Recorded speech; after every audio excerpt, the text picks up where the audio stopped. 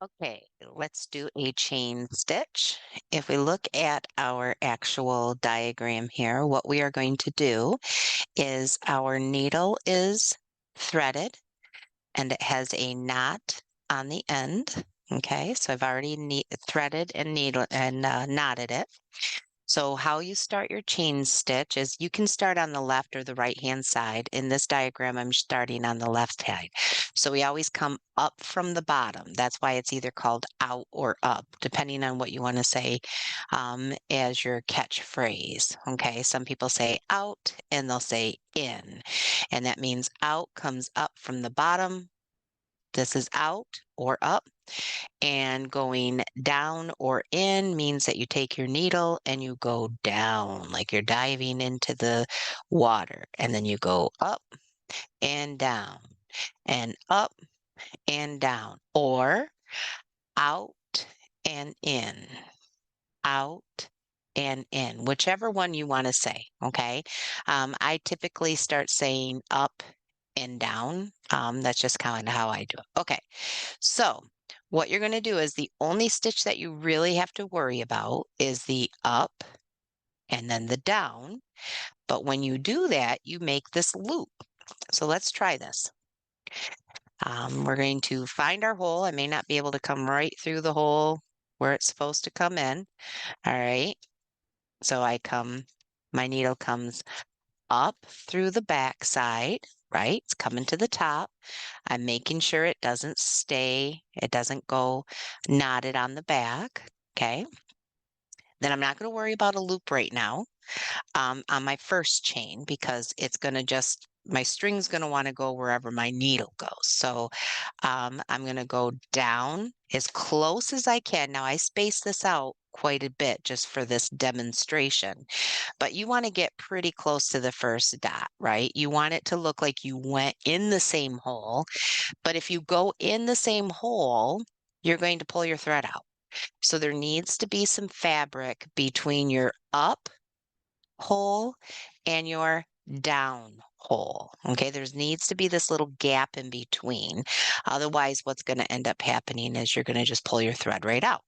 Okay, so at this point, this is when you're going to need actually 3 hands, right? Always hold on to your thread when you're actually pulling it out. So you can see my thread is starting to knot up. So just go real slow. It's not a race. Okay. Now I created a loop. Okay. Now see how it wants to automatically twist? We want that loop to be straight. So a lot of times I'll just hold it. So maybe at this point you're going to keep it in your lap, right? So I'll move this down. I've got this loop, and this loop is now like so, right? Here's my loop. So to connect the next chain, I'm going to do the exact same thing, but when I come up, okay, I am coming up through my next hole, which I should have popped the hole in. Okay. And I'm making sure that my needle catches this loop from my first chain. So I pull that up. Everything's going to be loose, but watch the back side because it's going to want to get all knotted. So just kind of make sure that you straighten it out as you're pulling. All right. Because otherwise it'll knot. And at this point, I start pulling upward in the direction the chain is going. Now you can see that I actually connected, right? So to go down, I need to move my chain, the top of my chain. And again, I'm going to make this nice little, you want to get it as close as you can. But for demonstrations, I'm going to kind of put mine off to the side. I'm doing this on paper, so it's not as flexible. And I go down and I'm going inside the loop. Okay. I came up and caught the loop. Now I'm going down inside that loop. Okay. And at this point, it's going to all come unraveled if you don't do something. So you're just going to keep on moving until you end your chain. So see how it wants to knot? It's going to be a lot of playing around when you have some long string. Once you start getting a shorter yarn, it's a little easier to control. All right, so here I made my loop again. right? So I'm gonna stay on the left side because that's how I started. And I'm gonna come up, catch that loop. I poked my needle through my finger. Okay. Again, making sure I don't knot it, right? Pull it kind of tight, but not too tight. I'm going to go on the right-hand side because I'm making my down, trying to keep that loop big enough to where you can see it.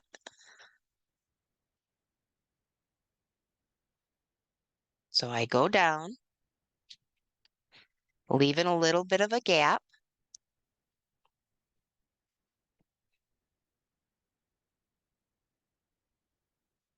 Leaving a little gap.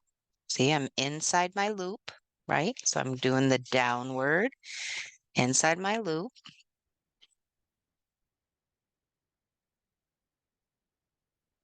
I'll make it so that my loop is there, right? So now I'm making this nice little chain, right? And I'm going to, oh, I am bleeding. Okay. And at this point, I'm going to make this tighter. So I'll grab this loop because that was the one that came up. And the next time that I go through, I'm going to come up.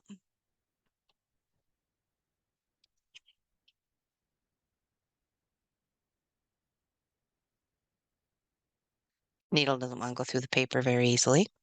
So I'm going to come up. I'm still inside my loop.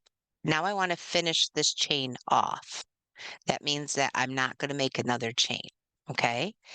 At this point, what I'll do is I'll take my thread and I'll come. Now, this is obviously really tight through there. So then I'll come on the outside of my loop, not on the inside, because if I go on the inside, then everything will unravel. That loop will just come undone and you'll have this last stitch. But to finish off the actual chain, you need to come up inside the loop, but go on the outside because what you're doing is you're creating a knot on the outside.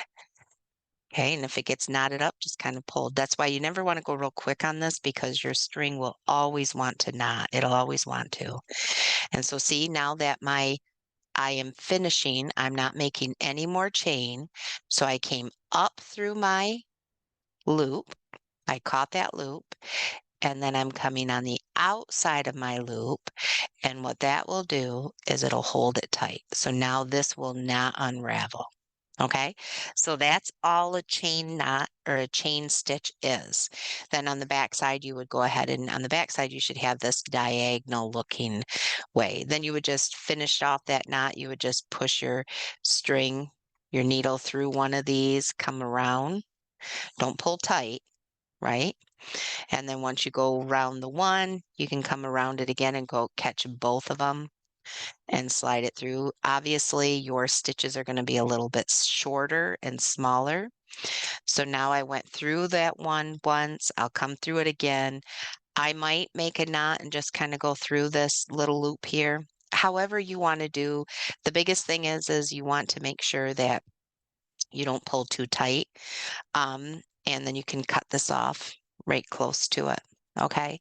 So you want to make sure that you two things is that when you start off, when you come up, make sure that this gap in between the up and the down is closer together. So especially when you're dealing with your smaller stitch, these are very large. If my gap is too big, it doesn't look like a loop. It looks like a horseshoe or like a some kind of a uh, like a staple, right? You want it to look where it's closer together. By going around that loop and coming in, it's going to pull this together so it looks more like a teardrop. Okay, and that's what you're trying to do. Again, it's just a decorative stitch, just to add some texture and difference in your actual embroidery, but that is how you do it. So it's a combination of up and down, then catch the loop, up and down. Catch the loop. Up and down. You made a loop. Catch it. Up and down. Catch the loop. Up and out, down. Don't go inside the loop, go on the out to finish it off. Okay? Hope that helps. Let me know if you need any assistance.